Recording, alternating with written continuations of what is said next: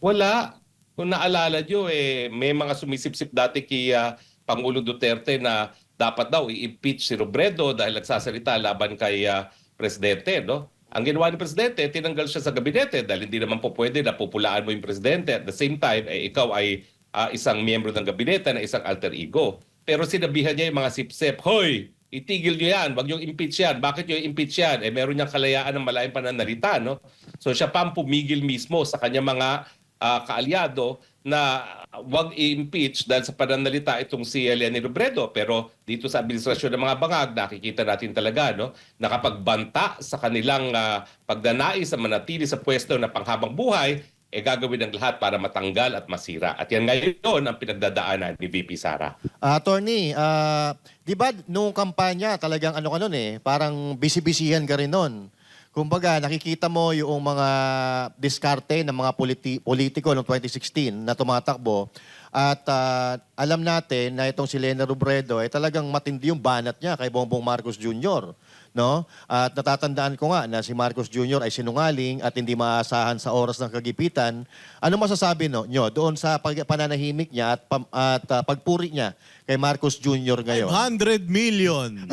At yung pagbigay ng 500 million. Ano masasabi mo doon?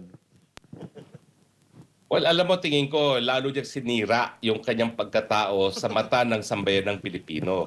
Kasi talaga hindi natin makakalimutan yung maanghang na mga salita na binitawan niya laban kay Marcos. Sinungaling, magnanakaw, anak ng diktador. Tapos ngayon, ay maraming hindi nakikitang mabuti ginagawa ang presidente. O ano, ang napatunayan lang niya, siya ay nabibili dahil binigyan lang siya ng bilyones para sa kanyang probinsya. Iba na ngayon ang kanyang kanta. So, tingin ko, hindi makakalimutan ng tambayan yan. Kung siya ay nagnanais pa na tumakbo muli, mas kakaunti pa ang botong makukuha niya ngayon dahil alam ng tao, wala siyang paninindigan. Yes, kasama natin ngayon ang nag-iisa. Kamusta po kayo dyan? Former presidential spokesperson. Pero sasagutin ko muna kung sino mga nangangamkam. Oh. Ang mga nangangamkam ay mga bangag. Butod. Ngiwi. Uy, bawal yung ano Bawal na yung ngiwi Bawal na yung ngiwi. Kasi merong Bawal isang ang ano ngiwi. merong isang congressman na bawal daw gawing katatawanan ang may kapansanan. Oh. At magdidemanda daw siya. Sino yan? Ano pangalan niya? Ewan ko, kasi ikaw may kapansanan ka. Oo. Ako, okay lang. Araw-araw. Manda ka ba, Jack?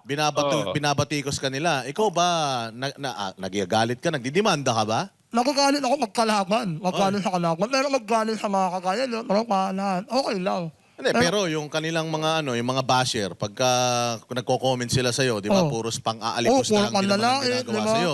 Pero wala naman akong kaso kasi magastos. Oo. Pero ito, bawal na daw. Attorney Harry Roque, paano ba yun? Oo. Kung halimbawa, si Jack Argota, sinabi ko, bingot siya. Totoo naman. Totoo naman na bingot siya. Pwede niya ba ako i-demanda na, na dahil sa sinabi kong bingot siya? Ano to, congresswoman? Congressman. Ay, come on, congressman. Ang importante, yan ay nagpapakita ng tunay na kulay ng mga hipokritong mga politiko. Publicly, sasabihin nila sila ay para sa demokrasya. Kung tunay na sila ay para sa demokrasya, bakit sila magdidemanda kapag ang mga mamamayan ay ginagamit yung karapatan ng malayang pananalita? Kung ayaw nila mapulaan sa pamamagitan ng kalayaan ng malayang pananalita, wag sana sila sumabak sa politika. Dahil pag sila ay sumabak sa politika, ay dapat hindi sila balat sibuyas. No? Tanggapin ang mga pula ng tao dahil hindi naman po pwede na puro samba ang kanilang tatanggapin. Siguro, kapag sila lang dyan sa kanilang kamatayan black na yan, pwede sila magbulahan. No? Di doon sila magpurihan kung gusto nila.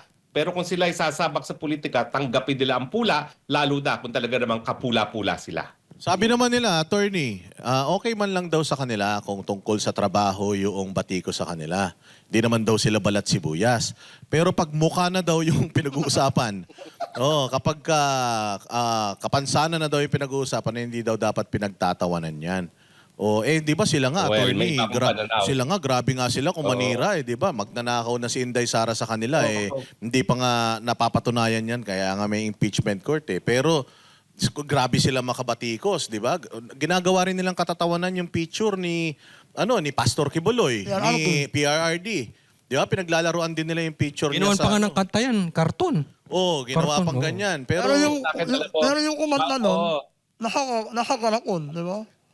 so ano masasabi mo doon, attorney? Sa akin, baliwala sa akin yung pagpula sa itsura. Mas importante yung pagpula sa budhi. Sila siguro may mga kapansanan sa itsura, ang walang gamot, yung kapansanan nila sa kanilang budhi, lalong-lalo na sila yung mga kain-suka. Yang kanyang banta na pagdedibanda, walang pagkakaiba yan sa pagiging kain-suka nila. Dati-rate, magnanakaw si Marcos, diktador si Marcos. Ngayon, halikan ang puwet ni Marcos, di ba? Yan ang mga bagay-bagay na talagang nakakasuka, no? At talagang hindi katanggap-tanggap. Pero- So huwag kayong mag-alala, hindi lang po pinupulaan itsura nyo, yung budhi ninyo ay pinupulaan dahil kayo mga kain-suka. Pero attorney, no, parang napaka unbecoming naman yan kasi ikaw ay public servant. Tapos kung kakasuhan mo yung mga tao na halimbawa nang mamaliit sa iyo or nang alipusta sa iyo. Frustration na yun, Master Judea. Oo. Yung pag, kumbaga, sa sobrang visit na nung tao sa'yo, pati itsura mo, visit na sila. Yes. So pwede ba yon na kung magkakaso sila nga gagamitin pa rin naman nila yung sweldo nila na nanggaling sa taong bayan. So parang mali pa rin. Well, ngayon, alam na ng tao nga ang tunay na kulay nila. Sila ay kalaban ng demokrasya. Sila ay kalaban ng malayang pananalita. Dahil kung sila talagang nagsusulong ng demokrasya, tatanggapin nila lahat yan. Dahil karapatan ng taong bayan na sila ay pintasan, no? Dahil sa kanilang paninindigan o dahil sa kanilang itsura, no? Lahat yan dapat tanggapin nila dahil sinasabi nila na pinaglalaban nila ang demokrasya. Pero hindi. Nahawa na sila doon sa kanilang amo na magnanakaw at kalaban din ang demokrasya na mga bangag. Sa tingin mo, attorney, no? Kasi dati alam naman natin na yung kamatayan black na sinasabi mo ay talagang tumutulig sa gobyerno. So, yun parang naririnig ko sa iyo, kung pagbabasya natin ang sinasabi mo, parang magkakakampi na sila. Parang gano'n lumalabas. Gano'n ho ba? Ay, talaga nagsanib puwersa na sila. Nagagamitan sila sa isa't isa. At at yung mga danais sa magkaroon ng tunay na demokrasya sa ating bayan. Alam naman natin na gaya ng mga bangag, sila rin, ginagawang negosyo rin ng gobyerno, no? Alam naman natin ang estilo ng CPP-NPA, no? Na talagang gagamitin nila ang pananakot at saka yung mga taxation na ginagawa nila sa mga walang kamuwang-muwang na mga kababayan para sila ay magkapera, no? So wala talaga sila pagkakaiba at dapat magsama-sama sila. At sana huwag makalimutan ng taong bayan na sa panahon ng kadiliman, nagsama-sama yung mga puwersa na yan para labanan ang puwersa ng demokrasya. At ngayon, nananakot pa na ikulong ang taong bayan dahil sila ay nagsasalita ng malaya. Attorney, nung panahon na presidente si Pangulong Duterte, may mga ganyang balat sibuyas din bang mga politiko? Wala. Kung naalala nyo, may mga sumisipsip dati kay Pangulo Duterte na dapat daw i-impeach si Robredo dahil nagsasalita laban kay Presidente. No? Ang ginawa ni Presidente, tinanggal siya sa gabinete dahil hindi naman po pwede na pupulaan mo yung Presidente. At the same time, ikaw ay isang miyembro ng gabinete na isang alter ego. Pero sinabihan niya yung mga sipsip, hoy, itigil nyo yan, wag nyo impeach yan. Bakit nyo impeach yan? Meron niyang kalayaan ng malayang pananalita. No?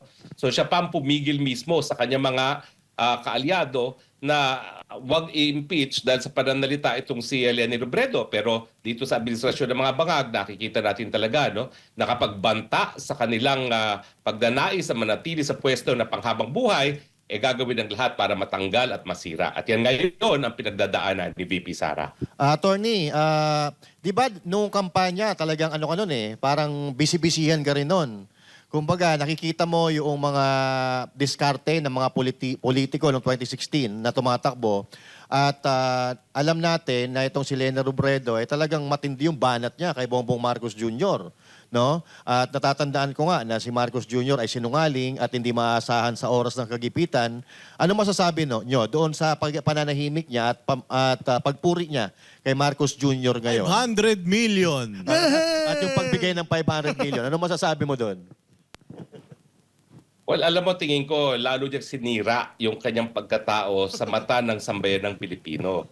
Kasi talaga hindi natin makakalimutan yung maanghang na mga salita na binitawan niya laban kay Marcos, sinungaling, magnanakaw, anak ng diktador. Tapos ngayon, ay maraming hindi nakikitang mabuti ginagawa ang presidente. O ang napatunayan lang niya, siya ay nabibili dahil binigyan lang siya ng bilyones para sa kanyang probinsya. Iba na ngayon ang kanyang kanta. So, tingin ko, hindi makakalimutan ng taong bayan yan. Kung siya'y nagnanais pa na tumakbo muli, mas kakaunti pa ang botong makukuha niya ngayon dahil alam ng tao, wala siyang paninindigan.